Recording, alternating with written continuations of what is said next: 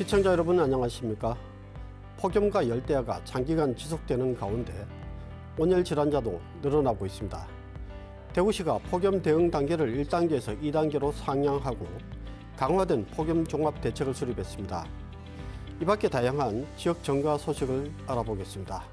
홍석준 전 국민의힘 국회의원 이 자리에 함께하고 있고, 지난 상반기에 함께했던 허서 더불어민주당 대구시당 위원장이 부득이 하차함에 따라 지역의 베테랑 정치 전문 기자인 아이뉴스24 이창재 국장이 새로 합류해 이번에부터 함께하겠습니다. 두 분 안녕하십니까? 안녕하십니까? 그동안 중앙 정치 이야기 많이 다뤘는데 하반기부터는 지역 이슈에 더 많은 비중을 두고 말씀을 나누고자 합니다. 먼저 기후위기와 폭염 이야기 좀 해보겠습니다. 기후위기로 장마가 일찍 끝나고 폭염이 좀 길어졌습니다. 온열 질환자도 늘어나고 있는데 대구시가 폭염 대응 1단계에서 2단계로 상향하고 강화된 종합대책을 내놨습니다. 이창재 기자님. 예. 정치 전문 기자이면서 대구시청도 담당하고 있는데 네. 대구시가 최근 발표한 폭염 종합대책 어떤 내용인지 간략하게 좀 브리핑 좀 해주시죠. 네. 네. 대구시는 이미 지난 8일 대구시 폭염 대책 비상 2단계를 선포하고 총체적인 가동에 들어갔습니다. 네. 올해만 해도 경북에서 벌써 온열 질환 사망자 수가 3명에 이르고 대구가 작년에 비해서 온열 질환자가 4배나 폭증했습니다. 네. 이에 따라 상황이 심상치 않으니까 대구시는 재빠르게 발빠른 행보를 보이고 있는데요. 그래서 시가 발표한 이번 대책은 단순한 복지나 편의 차원을 넘어서 시민의 생명권을 보장하겠다는 강한 메시지가 담겨 있습니다. 먼저 쪽방 총각, 그 노숙인을 위해서 경제적 민간 대상이죠. 거기에 대해서 그 방문 간호사가 매일 집중 방문하고 있습니다. 네. 그래서 건강 상황이 조금 이상이 있으면은 바로 체크해서 바로 즉각 대응하는 구조입니다. 둘째는 노인 가구입니다. 네. 그 ICT 기반 응급 관리 시스템과 돌보미 인력을 연계해서 혼자 계신 어른들의 건강을 매일 살피고 있습니다. 네. 가장 위험한 게 건설 현장의 근로자들입니다. 대구시 관계자들이 잇따라 계속 현장을 방문하고 대구에 180개 정도 되는 현장을 매일 점검하고 있습니다. 네. 그래서 폭염 수칙, 5대 안전 수칙을 제대로 지키는지 그 점검하고 또 거기에 따른 상시 체크를 합니다. 특히 폭염 특보가 발령된 작업 시간 조정, 냉방 물품 지급, 그 응급 교육 위수 등을 매일 확인하고 또 만약에 미행하는 현장이 있으면 바로 대구지방 노동청에 네. 고발하는 어떤 조치까지 하겠다고 통보를 했습니다. 네. 또 무더위 쉼터 대구시가 운영 중인 1,454곳을 전수 점검하고 있습니다. 도심 열섬 현상 완화를 위해서 그 쿨링포그, 살수차, 스마트 셀터 등 냉각 인프라들 총 가동하고 있습니다. 다양한 대책을 지금 수립해서 시행을 하고 있지만 사실 기후위기, 이 폭염도 사실 지금 재난 수준 아닙니까? 그렇습니다. 이게 홍 의원님도 사실 대구시의 국장 출신이신데 이게 정부, 중앙정부 아닌 지방자치단체로 대응하기는 사실 어려움이 그렇습니다. 많습니다. 네. 더구나 우리 대구시는 지금 시장도 공석이고 또 어찌 보면 야당 도시다 보니까 정부 여당과 아주 단단한 연결고리가 없다, 이런 취약점도 있습니다. 네. 이런 부분이 사실 우리 재난 대응에도 불리하지 않을까, 이런 생각을 하고 있는 분들이 많은데 이에 대해서는 어떻게 생각하십니까? 예, 그렇습니다. 지금 중앙 정부가 이재명 정부 이제 교체기에 따라서 국정 과제를 뭐 정하고 이번에는 뭐 탄핵 정국이기 때문에 이제 인수위가 없는 그런 어떤 정부가 시작됐습니다. 그래서 이재명 정권에서 지금 국제기획위원회 국정위가 이 역할을 지금 대신하고 있는데 그만큼 이재명 정권 초기에 밑그림을 그리는데 지금 시장이 공백이라는 게 굉장히 좀 문제가 되고 있죠. 물론 김정기 부시장, 시장 권한 대행이 뭐 나름대로 열심히 하고 있습니다. 분명히 좀 한계가 있고 좀 전에 말씀하신 폭염 대책도 그런 어떤 부분 중에 하나라고 생각을 합니다. 지금 취약계층에 대해서 과거에는 좀 그 추위에 대비해서 예를 들면 연탄을 나누어 준다든지 그런 어떤 정책이 많았다면 앞으로는 기후위기 때 특히 이 더위에 취약계층을 어떻게 도와주느냐, 전기요금이라든지든 좀 그 이 쉼터 문제라든지 조금 전에 우리 이 국장께서도 발표했습니다만 또 독거 노인에 대한 이 안전 문제 이런 문제에 대해서 좀 더 많은 관심이 좀 필요할 것 같습니다. 네, 취약계층에 좀 더 세심한 행정이 좀 미쳤으면 좋겠습니다. 예, 다음으로 우리 정치 이야기 좀 하겠습니다. 국민의힘 대구시당 위원장을 선출을 두고 이인선 의원 그리고 권영진 의원이 경선으로 이렇게 사상 최초로 경선을 한다 이렇게 진행이 되다가 토론토 권영진 후보의 사퇴로 결국 이인선 의원이 단독 후보로 추대됐습니다. 이창재 기자님. 예. 국민의힘 대구시당 위원장 선출을 두고 이렇게 이 혼선이 있었는데 예. 뭐 어떤 일인지 간략하게 경과를 좀 말씀해 주시죠. 네, 알겠습니다. 국민의힘 대구시당 위원장 선출 이번엔 정말 보기 드문 정면 충돌이 벌어졌습니다. 네. 권영진 의원과 이인선 정면에서 부딪혔고요. 그 중심에는 관행정치, 기존에 이어오던 관행정치냐 아니면은 당원 주권이냐를 두고 맞부딪혔습니다. 처음엔 이인선 의원이 무난하게 지역 의원들 9명의 중지를 모아서 무난하게 합의 추대로 결정되는 장면이 있었죠. 분위기였죠. 그런 뒤에 갑작스럽게 권영진 의원이 지난 9일 급작스럽게 전격 출마를 선언하면서 상황이 180도 바뀌게 됩니다. 네. 당원 없는 정당이 무슨 정당이냐.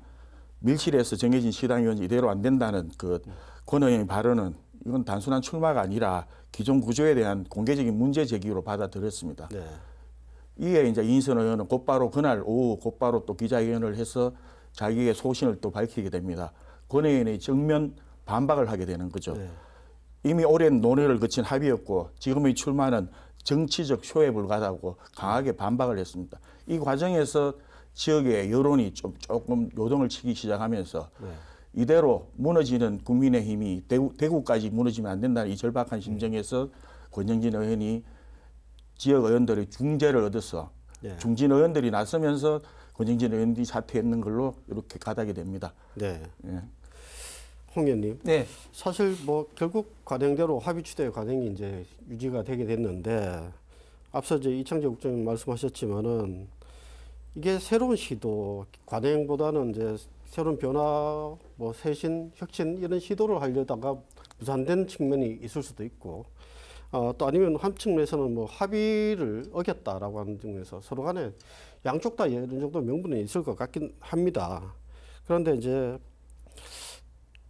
뭔가 이렇게 이 쇄신 이 정도의 변화도 꺼리는 것인가, 이 정도의 잡음 노이즈가 일어나는 것도 지역 의원들이 이렇게까지 싫어하는 것일까, 뭐 이런 의문도 들기도 하는데 홍 의원님 어떻게 생각하십니까? 예, 맞습니다. 이번에 사실은 권영진 의원이 그동안에 좀 관행을 깨고 시당위원장에 대한 어떤 경선을 한 것이 뭐 어떻게 보면 제 개인적인 생각으로는 어떤 새로운 어떤 시도다, 움직임이다 해서 괜찮게 봤습니다만 또 권영진 의원께서 또 갑자기 또 거둬들이면서 좀 모양새가 좀 우습게 좀 된 것 같습니다. 대구시당위원장 그동안 관례적으로 첫 번째는 선수, 그 다음에 선수 같을 때는 나이로 뽑아왔습니다. 그런데 이제 권영진 시장은 이제 선수적인 측면에서는 이인선 의원과 같은 재선이지만 이인선 의원은 보궐로 오지 않았냐 이런 어떤 명분을 내세웠고 또 이인선 의원은 같은 재선이지만 권영진 의원 같은 경우는 서울에서 한 번 했고 또 중간에 이제 공백 기간을 가지다가 또 대구에서 됐기 때문에 이게 순수한 또 재선이 아니다. 뭐 이런 식으로 이제 부딪혔고 거기에 대해서 지역의 그 의원들이 의견을 모아서 이인선 의원의 좀 손을 들어줬는 그런 어떤 모양새가 되었습니다. 그런데 그런 어떤 암묵적인 합의를 깨고 이제 그 권영진 시장이 이제 그 경선을 하자 이렇게 지역에 새로운 어떤 바람을 불러일으켰죠.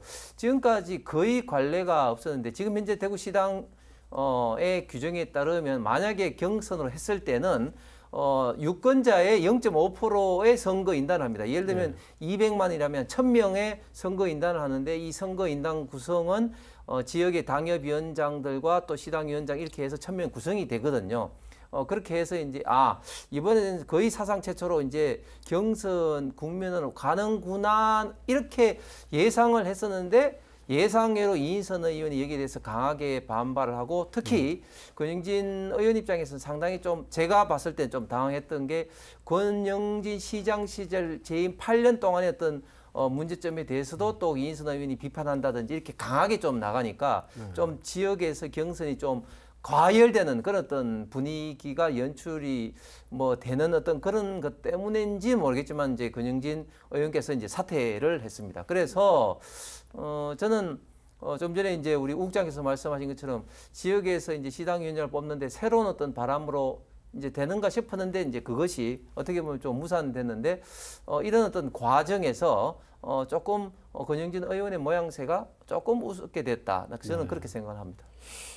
이창재 기자님, 줄곧 쭉 취재를 해오셨는데 최종적으로 사실 이 해프닝이 뭐 갈등이 봉합된 걸로는 이제 마무리가 됐습니다. 그런데 단순히 갈등 봉합으로만 정리하기는 뭔가 찜찜한 구석이 있는 것 같습니다. 맞습니다. 겉으로 보기에는 원만한 합의 그 있긴 해. 권영진 의원이 내건 5대 그 과제와 그 15대 공약을 다 받아들이는 같이 합의 추대됐지만은 솔직히 말씀드리면 조금 찜찜합니다. 갈등은 봉합했을지 몰라도 핵심 문제는 여전히 남아있다고 생각됩니다. 이번 사태의 본질은 아무래도 단순히 누가 시당위원장이 됐느냐는 그런 인선 문제가 아니었습니다. 당원 배제, 추대 관행, TK의 그 정치의 폐쇄성 이런 부분이 한꺼번에 드러난 진짜 대거로 보면 어떻게 민낯이죠. 따지고 보면 그 권영진 의원이 던진 그 요번에 던진 그 출마 때 던진 그 메시지는 분명히 의미가 있었습니다. 이인선 의원 역시 지역 조직의 신뢰를 근거로 나선 거는 이해가 되지만은 결과적으로 충돌만 있었고 토론도 없고 제도적 개선도 없고 결국 원래 도람이 타불이 된 꼴입니다. 그렇다고 뭐 권영진 의원의 메시지가 사라지느냐 이것도 아닙니다. 결국은 오히려 이번 갈등을 통해 이제 대구 정치는 바뀌어야 된다는 어떤 이런 신호가 시민들하고 당원들한테 전달됐다고 봅니다. 그래서 이제 이걸 단순히 해프닝으로 보지 말고 앞으로의 과정을 앞으로의 TK 대구시당의 그 앞으로의 과정을 지켜보는 게 남았을 뿐입니다.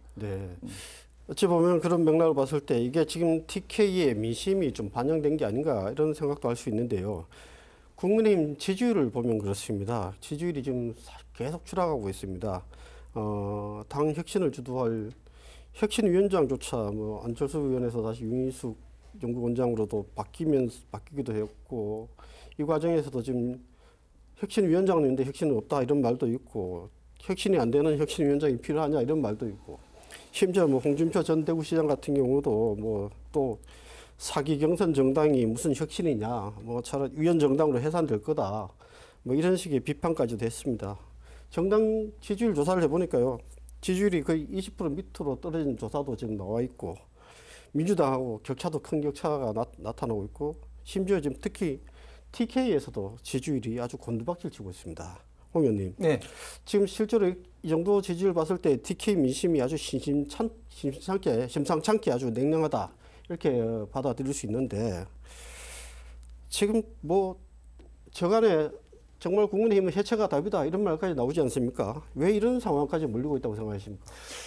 저는 몇 가지 이유를 찾아볼 수 있겠습니다만 첫 번째 이제 대선 패배죠. 일단 대선 패배 후유증이 뭐 계속해서 미칠 수밖에 없는 것이고 두 번째는 정당의 어떤 기본적인 어떤 뭐랄까 가치관을 제대로 공유하지 못하고 있다. 결국 정당이라는 것은 어떤 동일한 정치적 목적을 위한 어떤 결사체 아니겠습니까? 그러면 어떤 동지적 유대감이 있어야 되는데 지금 국민의힘의 상황을 보면 동지적 어떤 유대감, 동지애가 저는 기본적으로 상실했다고 봅니다. 그래서 지금 이재명 정권에 대한 합리적인 어떤 견제를 하고 민주당과 싸워야 되는데 이런 부분은 거의 뭐 사라지고 내부 어떤 총질, 내부 비난에만 열을 올리는 분들이 굉장히 많아졌다. 그래서 예를 들면 제가 몇몇 분들의 어떤 페이스북을 보면 지난 5월부터 지금까지 쭉 보면은 민주당에 대해서 이재명 당시 후보에 대해서 이재명 정권에 대해서 비판을 하는 것은 거의 찾아볼 수가 없고 대부분 어떤 내부 비판에만 열을 올리는 분들이 굉장히 많이 있습니다. 저는 그런 면에서 지금 국민의힘이 이게 정당이 맞느냐 이게 동지애가 있는 당이냐 이런 어떤 생각이 드는 게 뭐 저만의 생각이 아니라 많은 우파 보수 국민들 지지자들의 생각도 저는 동일하다고 생각합니다. 그렇기 때문에 지금 국민의힘 지지율이 뭐 중도 보수 국민들은 물론이고 우파 보수 국민들조차도 등을 돌리는 게 아니겠느냐, 그런 것들이 대구 경북에서조차도 민주당의 어떤 지지율에서 지금 이제 차이가 나는, 역전되는 그런 어떤 정말 상황인데, 물론 뭐 이런 상황이 뭐 계속 쭉 이어지리라고 저는 생각하지는 않습니다만, 그러나 빨리 지금 국내힘이 지도부를 빨리 이제 구성을 하고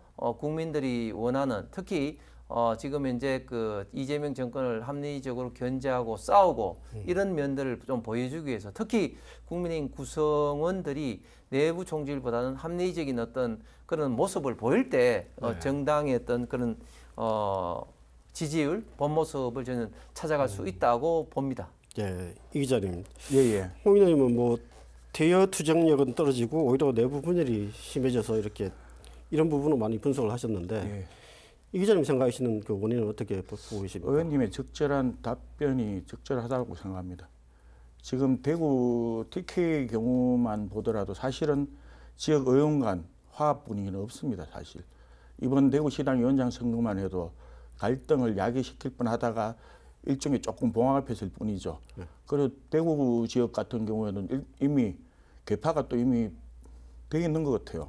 네. 우재준 의원 같은 경우는 친한계로 꼽혀서 왕따 되는 기분이고, 이런 과정이 대구에서도 다 분열돼가 있는데 중앙당은 또 어떡합니까? 그런 의미에서 지역의 민심은 서로 싸우고 내부 총격하고 이런 부분에 대해서 상당한 많은 실망감을 느꼈다고 생각합니다. 특히 대구 같은 경우에는 여당과 야당을 오갔는데요. 여당 때는 역차별, 야당 때는 또 홀대, 이런 걸 지금 민심이 지금 체감하고 있는 분위기입니다. 그래서 민심은 더욱 국민의힘에 대한 믿을 수 없다는 분위기가 더 심해지는 거죠. 네. 예. 지역 정치권의 어떤 정치력 실종, 이런 부분이 좀 문제가 될 것 같습니다. 그러면서 동시에 지방행정의 공백, 지방행정에서의 또 문제점도 같이 지금 노출되고 있는 게 아닌가, 이런 생각이 드는데요. 세간에서 민주당 김부겸 총리 네, 뭐 출마 이야기도 나오고 있습니다. 맞습니다. 실제로 그럼 내년 지방선거에서 대구의 지금 판도에서 큰 변화가 있을 것 같습니까? 맞습니다. 결론부터 말씀드리면 내년 지방선거 절대 국민의힘에게 쉬운 싸움 아닙니다. 네. 지금처럼 당과 민심이 결의된 상태에서 간다면 서울 수도권은 물론이고 TK에서 안전지대는 없습니다. 네. 이 판국에 김부겸 총리의 등장은 대구에 분명하게 판을 흔들 수 있습니다. 김부겸 전 총리 같은 경우는 어떻습니까? 지난 두 번이나 역대 선거에서 대구에서 두 번이나 실패를 하고도 한 번은 당선된 경력이 있습니다. 네. 유일한 민주당계 인사입니다. 네. 그분이 마음만 먹고 나온다면은 분명히 판을 흔드는 건 물론이고 또 어쩌면은 대구가 깜짝 참패가 될 수 있는 그런 경우도 있을 수 있습니다. 그래서 김부겸 카드는 예전 같으면 전혀 생각도 못했죠. 네. 하지만 지금 무너져가는 대구 민심 지지율 하락의 이 민심에 내일 당장 치러진다면은 분명하게 반전 카드가 충분하다고 생각합니다. 좀 다른 측면에서 홍 의원님, 네. 지방선거에 앞서 지방선거 말고 또 지금 당권 경쟁이 또 있지 않습니까? 그렇습니다. 당대표 그리고 최고위원 선거도 치러지고 하는데, 이 부분에서부터 잘 돼야 내년 공천에서 혁신이라든지 이런 변화가 나타나는 건 여기서 나타난다고 생각이 드는데요. 그리고 또 하나가 이런 부분에서의 그 변수를 한번 짚어주시고, 또 다른 변수가 현역 국민의힘 국회의원들에게 닥친 사법 리스크입니다. 이것도 상당한 내년 지방선거에서 중요한 변수가 될 것 같은데, 이런 변수들 한번 짚어주시죠. 예, 그렇습니다. 지금 국민의힘이 아직까지 정확한 당대표 선거 일정은 없습니다만은 잠정적으로 8월 중하순에 선거를 선출을 한다, 이렇게 지금 잠정기로 생각을 하고 있습니다. 왜냐하면 9월 달부터 정기국회 되니까 그 전에는 결정돼야 되는 것이겠죠. 그런데 참 이게 창피한 이야기인데, 당대표 선거 이제 바로 출발 지점에 있는데 이게 굉장히 아직까지 이 지도부 체제 시스템이 불투명합니다. 네. 참 이게 참 창피한 이야기인데, 예를 들면 황우여 지금 선관위원장은 어떤 이야기를 하냐면 집단 지도 체제 이야기를 하고 있습니다. 집단 지도 체제라는 거는 쭉 그 1등부터 뭐 예를 들면 5등까지 그냥 다 최고위원을 구성해서 1등은 이제 대표 최고위원 이런 식으로 하는 소위 말하는 집단 지도 체제를 이야기하고 있고, 그다음에 혁신위원장인 지금 윤희숙 그 여의도 연구원장은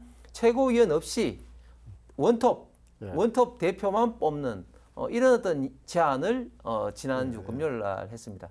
지금 현재는 당 대표 뽑는 트랙, 그다음 최고위원 뽑는 트랙, 투 트랙으로 가서 단일 지도 체제를 하고 있습니다. 지금 그러니까 지금 현재 방식, 집단 지도 체제의 방식, 또 완전 순수 단일 지도 체제 방식, 이 세 가지 방식을 두고 지금 이제 설왕설래가 있는 겁니다. 그렇기 때문에 빨리 이제 이 문제부터 빨리 이제 매듭을 좀 지어야 될 것 같고, 말씀하신 것처럼 이제 누가 대표가 되고 어떻게 최고위원회가 구성이 되어서 여기서 당을 어떤 모습으로 혁신하느냐. 좀 더 나가서는 어떻게 보면 또 당이 또 해체모여 될 수도 있는 것이죠. 이렇게 이제 해서 앞으로 당에서 어떤 공천, 어떤 혁신을 함으로써 국민들에게 조금이라도 다시 신뢰를 회복할 수 있느냐. 이 문제가 다음 지방선거에 있어서 굉장히 좀 중요한 그런 어떤 열쇠가 될 것 같습니다. 그 다음에 지금 현재 이재명 정권에서 3대 특검을 통해서 내란 특검, 김건희 여사 특검, 그리고 최혜병 특검을 통해서 지금 과잉수사 정치보복이 지금 현재 저는 이제 시작이 됐다고 생각합니다. 금요일만 하더라도 압수수색을 조태영 전 장관 또 임종덕 의원 그리고 윤석열 전 대통령 사저 압수수색이 3번이 있었고, 또 그전에는 윤상현 압수수색, 그리고 뭐 그 원희룡, 김성교 뭐 의원 전 장관에 대한 또 출금 조치, 이렇게 뭐 광범위한 지금 이제 수사와 압수수색이 지금 이루어지고 있습니다. 우리 지역 의원들도 지금 추경호 원내대표 같은 경우 또 비상계엄을 뭐 연기를 시켰다는 등 뭐 이런 식으로 하면서 지금 이제 뭐 수사를 뭐 이제 대상이다 이렇게 지금 하고 있는데, 이런 것들이 결국은 직접적으로 수사의 대상이 되고, 이 특검으로 사항으로 봐서는 그런 것들이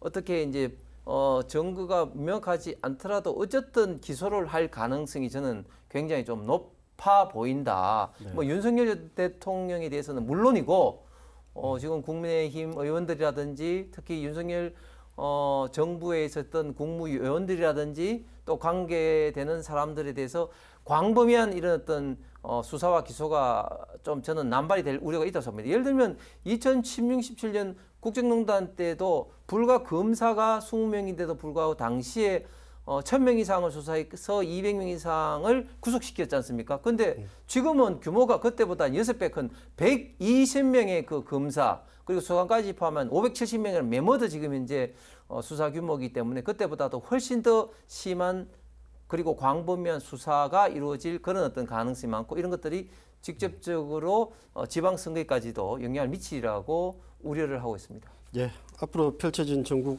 좀 더 지켜보면서 다음 시간에 다시 또 다뤄보도록 하겠습니다. 오늘 여기까지 하겠습니다. 수고하셨습니다. 감사합니다. 본격적인 휴가 시즌이 시작됐습니다. 지난 봄 산불로 피해를 입은 경북 지역 시군에서는 휴가철 방문객 유치를 통해서라도 지역 경제 회생에 발판을 삼으려는 노력을 기울이고 있습니다. 올여름 휴가는 다소 불편함이 있더라도 산불 피해 지역에서 착한 소비를 해보는 건 어떨까요? 이번 주 주간 시사는 여기까지입니다. 감사합니다.